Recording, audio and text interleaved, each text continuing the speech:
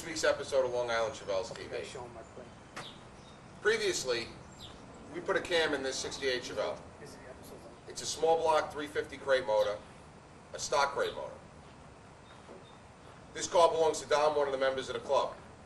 A couple of years ago when he bought it, he purchased the crate motor, which is the basic stock crate motor that you can get anywhere from $1,200 to $1,500 in most supply places and dealerships. He added a aluminum intake, a 4-barrel carburetor and headers with an electronic ignition. He put 373s in the rear and drove the car for about a year or two. Dom said that it had plenty of get up and go, but he decided on a little bit more. So a few weeks ago, we swapped out the stock cam for a 268 duration cam. Dom said that the cam felt like a night and day difference, like he had a new engine in the car. But it wasn't enough. So our next step after the 268 cam is a set of heads that'll take most advantage of that 268 cam. We also wanted to look for a set of heads that would work with his dished pistons that are in the stock small block 350 engines. So we decided on Vortec style cylinder heads. Vortec heads flow great right out of the box, and they have a Vortec style combustion chamber. That combustion chamber is unbelievable with how it performs. Very torquey heads, and a great deal when you have a low compression engine. So today's episode of Long Island Chevelles TV, we'll be putting the Vortec heads on Dom's 350. Alright, Dom already tore down the top of the engine. He took off the old intake, which we can't use with Vortec heads, and he took off the old heads and any accessories and anything that would interfere. He wired back the headers so that they're out of our way and we can start assembling. One of the more important things to do is start with a clean area. You want to make sure your cylinder head surfaces are clean. You want to make sure the top of your engine block, the deck surface, is absolutely clean, which Dom already has done.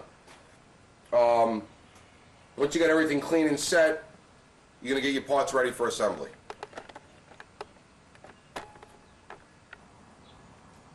When looking for a set of Vortec heads, you want casting numbers that either end in 906 or 062. The 062s have a triangular saw-shaped pattern on the end of the head. These are 906 heads.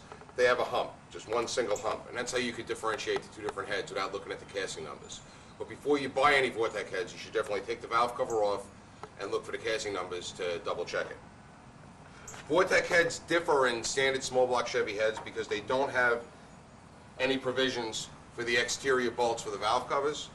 Valve covers that you have to use have the bolts going down the middle, or they sell adapter plates that you could bolt onto this to use traditional Chevy valve covers.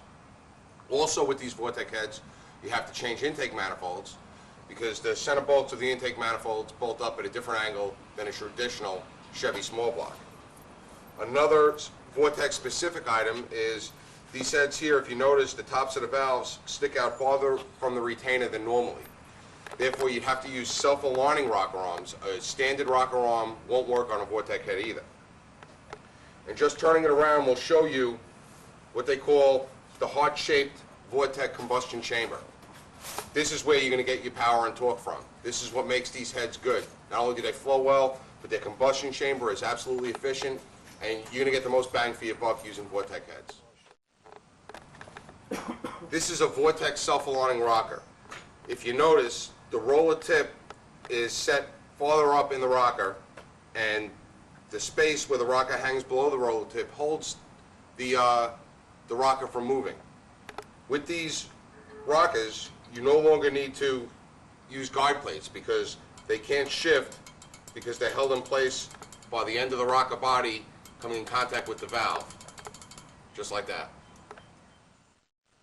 When choosing your head gaskets for your Vortec heads, the thing you have to think about is the thickness of the gasket at its compressed level. This is a .041 thickness compressed head gasket. You can use a shim gasket, which would bump up your compression, but Vortec heads burn so efficiently that too much compression will yield to some problems with pre-ignition.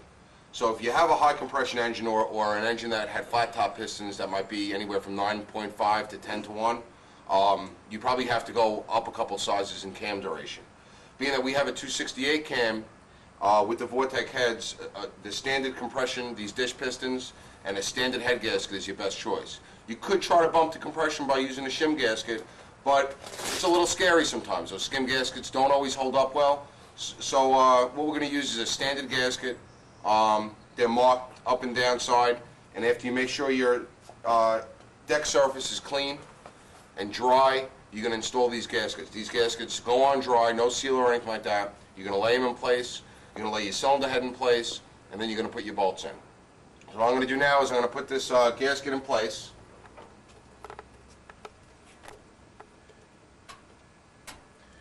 It's marked which side is up on the gasket, and it's got little holes for the dowel pins, and you just push them in around the dowel pins and they stay in place like that. Our next step is going to take the cylinder head and put the cylinder head right onto the gasket, onto the dowel pins. You want the cylinder head to go right on. You don't want it to slide on or ruin the gasket in any way. You just want it to fit right onto those dowel pins, and it'll hold itself in place on those pins. At that point, we'll go over how you torque down the cylinder head. Okay, we're going to put the head in place now. This is probably the most difficult part of the whole job, which really isn't that hard. It just takes a little grunt, because you want to set the head down gently. You don't want to slide it onto the dowels. We got the head surface, the mating surface is clean, the gasket's in place, and now we're going to lift it on. You want to put it straight on, so the dowels go right into the dowel holes, which are right here, where my thumbs are. That's where the dowels are going to go into, and it'll hold it in place.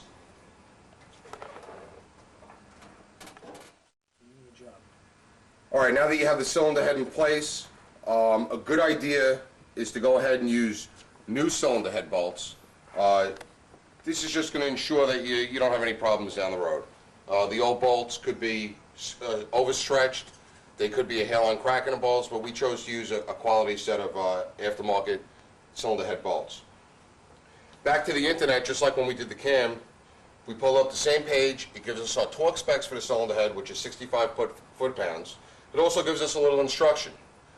In any blind holes, we're going to use motor oil as lubricant for the bolts. In any holes that are going to go into a water jacket, you got to use a non-hardening sealer so you don't have any water coming up through those threads. And with a cylinder head, which a lot of people don't realize, there is a sequence in tightening the bolts down. And this same website has the sequence that you do it. It's not just from the inside out, like a lot of people commonly think. Actually, each bolt is numbered, and you do it in that sequence, and you're going to tighten it down in 3 steps. So we want to get it to 65 foot-pounds, so we're going to maybe start off at 15, and then maybe go to 45, and then top it off at 65, following the sequence all the way through. Alright, cylinder head bolts for a small block Chevy come in 3 sizes. They got long ones, medium ones, and the short ones. The short ones go down right below the exhaust manifolds. The 2 medium ones are going to go on either outer end, and the long ones, the 7 long ones, are going to go in the middle of the cylinder head. Lay out your bolts. Make sure you have the appropriate washers. The washers are one-sided. They do have a bevel and a flat side. Make sure they're installed properly.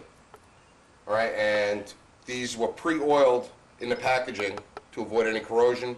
We're going to clean them off.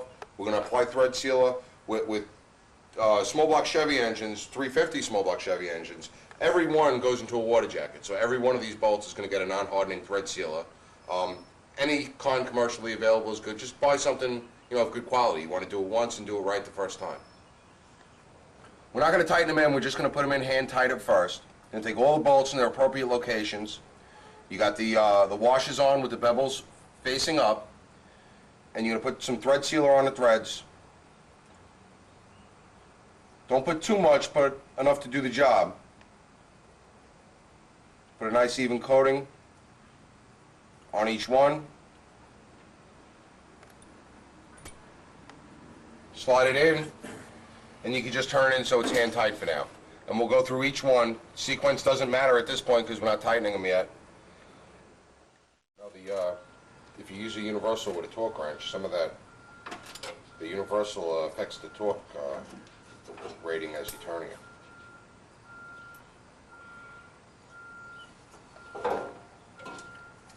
The watch is Rob.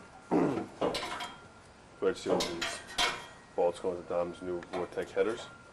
And my Vortec headers. Heads, Vortec. They're called Vortecs, okay? They're from Japan. See what it says made in China? They're called Vortecs.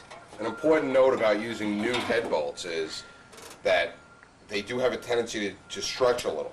And when a bolt stretches, that's what makes it tight, that's what gives you the torque setting.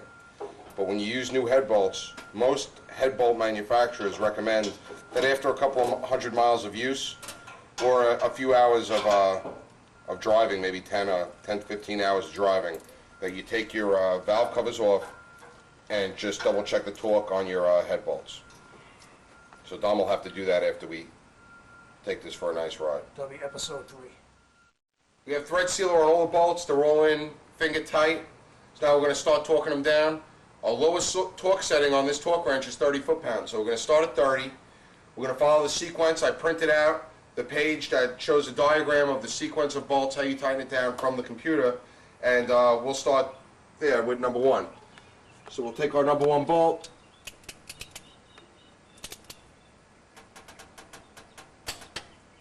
And we get to 30. And then we're going to move to number 2. And we're going to follow our way all the way to number 17.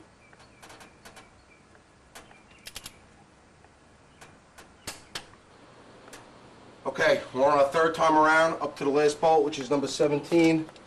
Once you get up to 65 foot-pounds, it's a decent pull on the ratchet to get it tight.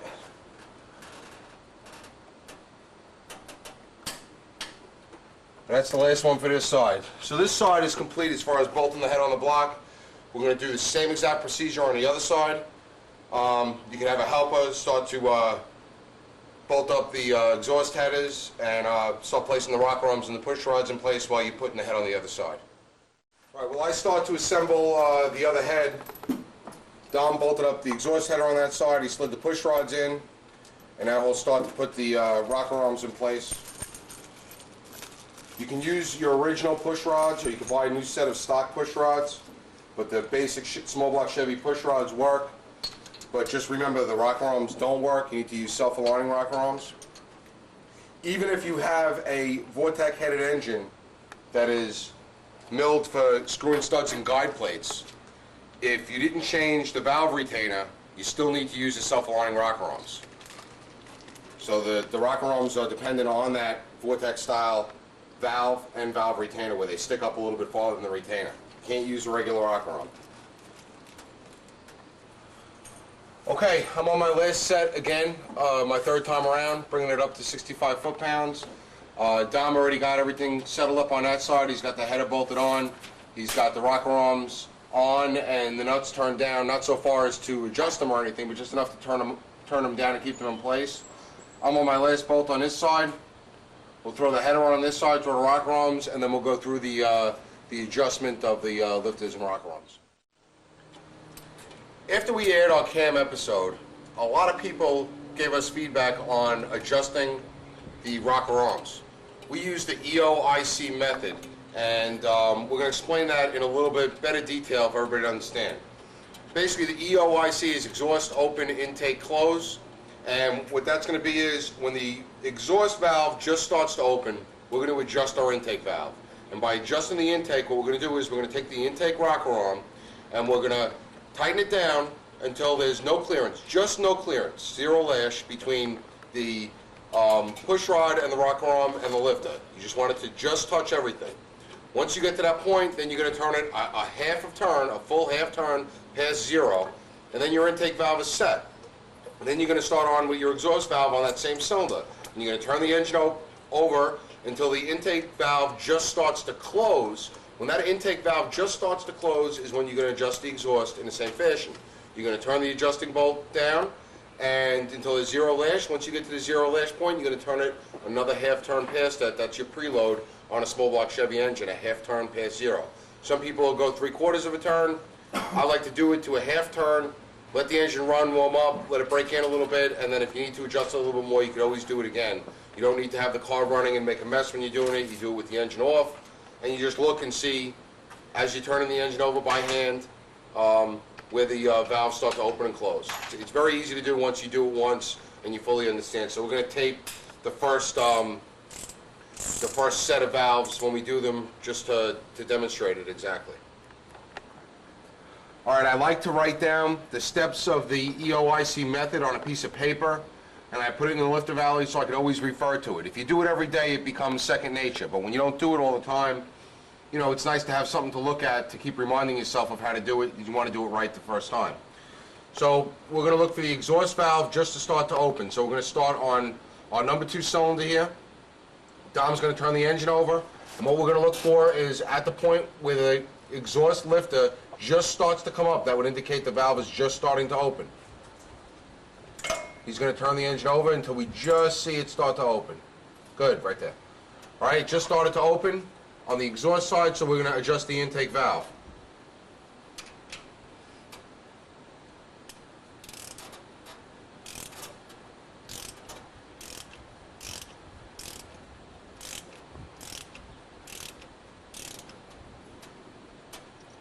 We still have a lot of play in here, so we got to keep tightening it down until there's no play. And at this point, got a little bit more play. Now I can start, take the push rod and roll it so that you just feel resistance. When you just start to feel resistance, you know you're at 0. Okay? I felt resistance. I'm just going to back it off a little bit just so I can make sure I'm at absolutely 0 lash, that I didn't go too far.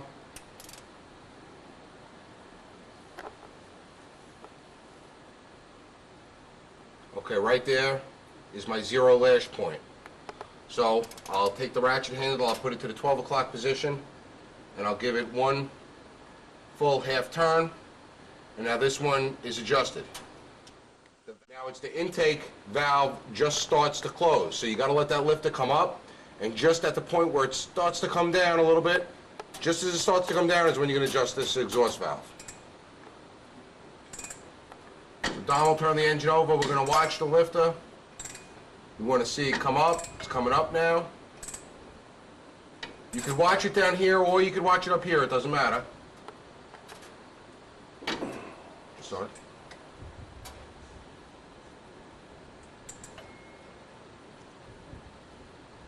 Good. All right, just started to come down. Now you can do the same exact thing with the exhaust valve. All right, now we did this exhaust valve, we brought it a half turn past 0, and basically what we just did, you do for each cylinder. Just move to the number 4, the number 6, the number 8, and then you can do 1, 3, 5, and 7 on that side. Once it's all done, it's done. A little bit of oil on the top of the lifters, on the rollers, on the fulcrum balls, and at the tops of the push rods, and you're good to go. You can start with your intake. All right, we did all the rocker arms. They're all adjusted good. Now we can clean our surfaces for intake manifold. Like I said earlier, when you switch to Vortec style heads, you have to change intake manifolds. Traditional intake manifold here, okay, has 1, 2, 3, 4, 5, 6, and 6 on the other side, 12 bolts. On a Vortec style intake manifold, you got 2 in the front on either side, and 2 in the back on either side, totaling 8, 4 on each side. You don't have the ones in the middle. Also, the bolts, you look at these right here, they go straight down into the heads on the Vortec style. On traditional GM style, they go in at an angle here. That's why you can't use one manifold or the other. They do make Vortec style cylinder heads with dual bolt patterns. We've heard they don't seal well. We decided not to go that way because of that reason. So we're going with a new intake manifold, new bolts, all right, and then we're going to prepare the gasket surfaces and mount the manifold. We find it a lot easier to mount your carburetor and your linkage and your thermostat housing and everything off the car and put it all on as one piece. Just an easier and cleaner installation. So Joe, what do you think of what Dom's doing with his car this past couple weeks? Ah, jeez. The camera's rolling. Yeah, Joe. Tell us about your fucking Camaro, 20 years in the making. Finally getting it painted. Talk shit about my car. Go ahead. Go ahead. You don't like my Vortec heads. Tell people how you don't like them. Go ahead. You know, with all this work you're doing to your motor, Dom, There we go. Let the shit begin. this may make your car faster Put your boots on, boys and girls. and give you a better ETA, Put your boots on, boys and girls. Here it comes. but I think the vibration you're going to have might knock the bundle out of your fenders. Oh, wow. That's a low blow, my friend.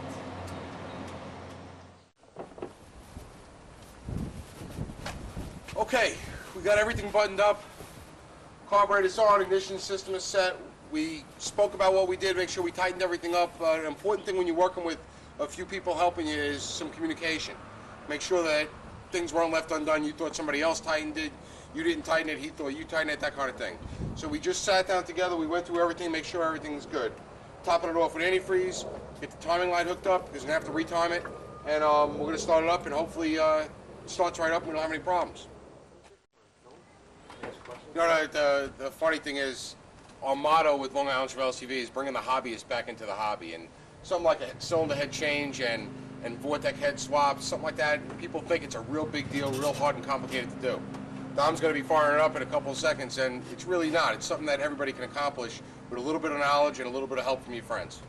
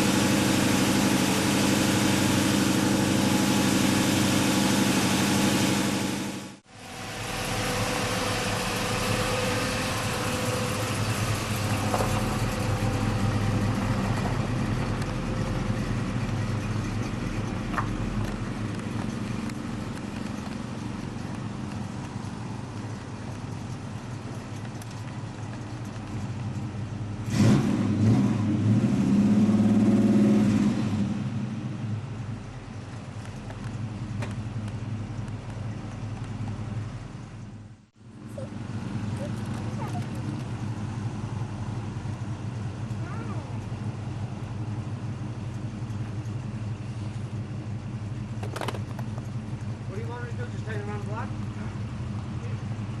I thought you wanted me to follow.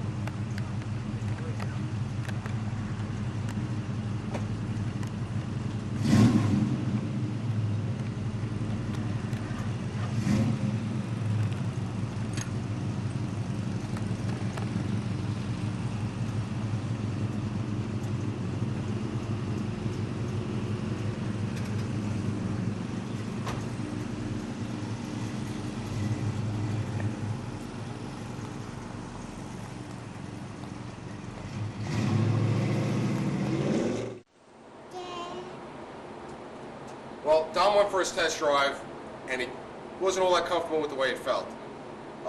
That's something about Long Island Chevelle LICTV. It's not the kind of show where you're going to see everything always works out perfect every time.